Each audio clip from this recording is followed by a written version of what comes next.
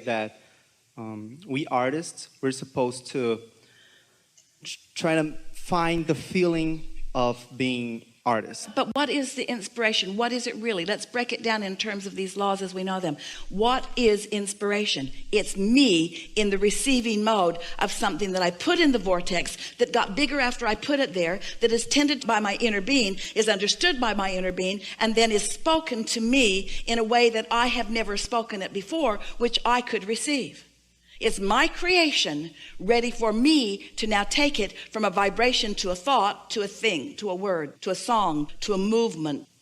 So I just got to find the feeling of being a rapper, the feeling of being a writer. All you have to do, we've said those words before, we know. And we meant them when we said them, and we mean them now. But now we want to say to you in a more fine-tuning way, all you got to do is find satisfaction right now.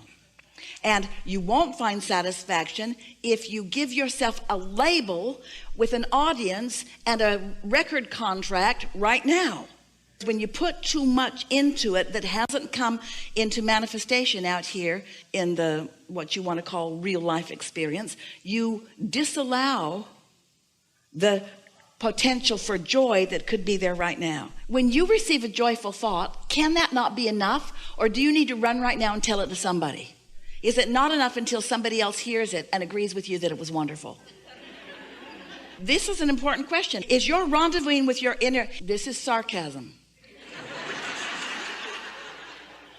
Is your rendezvousing with the energy that creates worlds and the subsequent joy that is exuded from that non-physical consciousness not enough? When you let it be enough, when you look for love in all the right places, when you look for satisfaction where it really is, so that you're able to maintain it, then you're all shored up. And when you present yourself to the world, just like in the very first conversation that we had today, doesn't matter what they bring to the table, doesn't matter what pessimism they bring, or maybe you're taking rap to a place that it has never been before, and the rap world is looking upon you with disdain. But if you are really in tune with source energy, their disdain won't bother you, and you will win them over, and they will discover what real rap is. Right. I want that.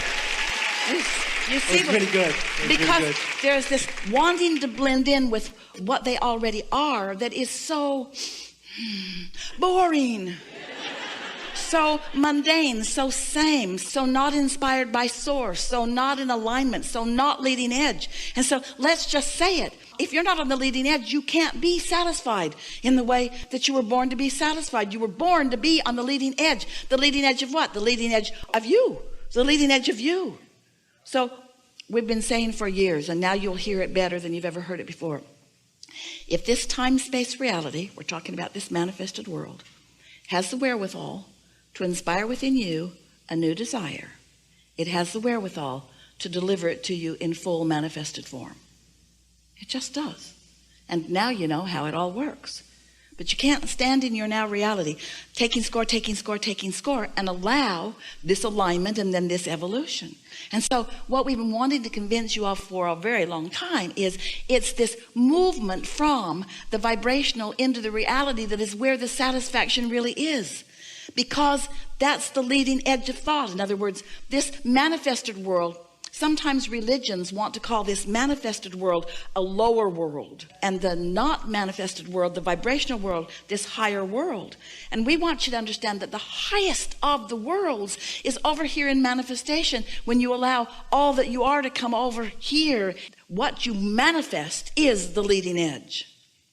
What's manifested is the leading edge. Even if what is manifested is not wanted, because even then it is contrast that helps you to choose something that is more wanted. And that's why we say the two things that you have not liked us to say so much: you never get it done, and you can't get it wrong. And the reason you can't get it wrong is because it's never done.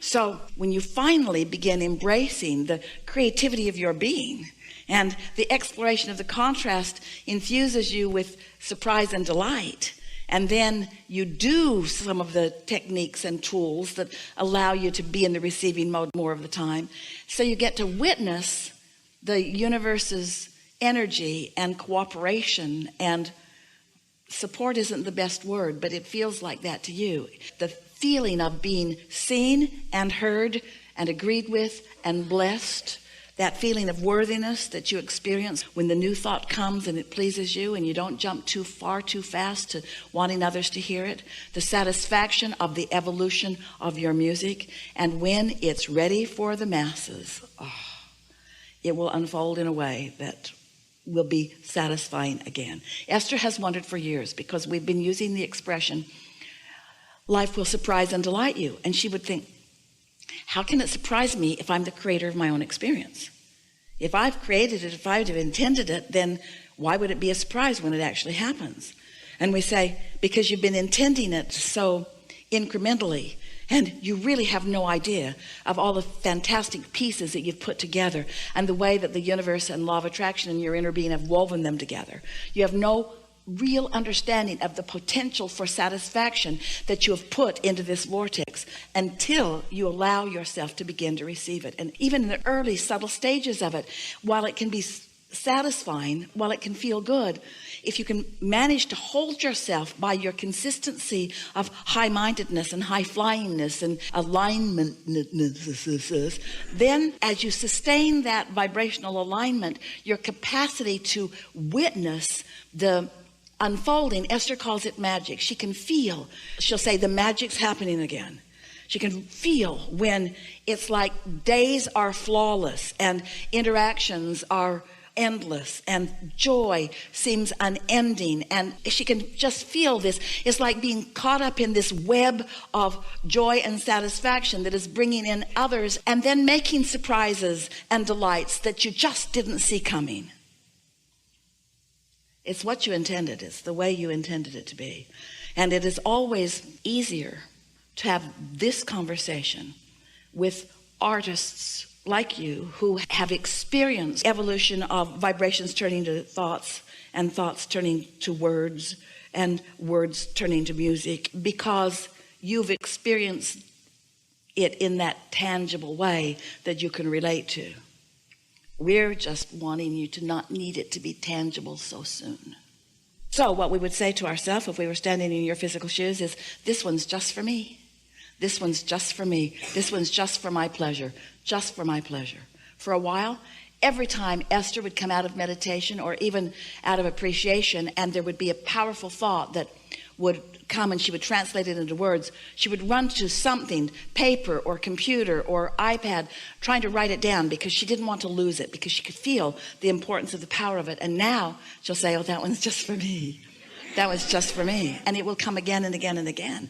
More will come. I don't need to save it for everyone. Everyone's not ready for it. That was for me. That one was for me. That one was for me. Oh, that one's for me too. That one's for me. That's for me. For me. That's for me. That's for me. I am so blessed and so loved and so tuned in, tapped in, turned on. And I'm so satisfied.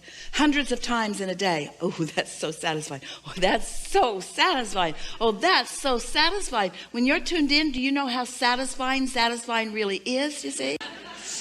Satisfying. Satisfaction. Yeah. I was going to ask you for a rampage of inspiration, but yeah, you've just covered it. Thank you very much. Really good. Really good. Really good. Really good. Yeah. Yeah.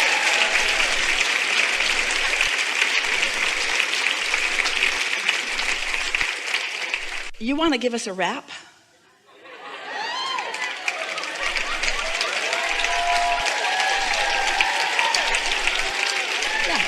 You want to give us a rap?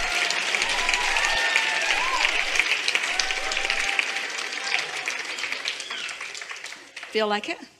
Sure. A rap. I have a song called Just Be Yourself. Just be yourself. Your total self. Your total self. Your total self. Okay. I'm going to sing another song. I wrote this for a girl. It's called All I Need. Here we go. It's a rap. It's a rap. I'll set the pace, you set the tone, so we'll be in sync like a metronome, because it's all about perfect timing. This is the perfect time for me to take you flying, so you can be as high as I was when I wrote this song. Before I met you, I didn't know I was this drunk. You're a drug I've been without for too long, but going through withdrawal feels too wrong. So what's it gonna be? I'ma do things right and say what I have to say while we're in flight. Cause you give me so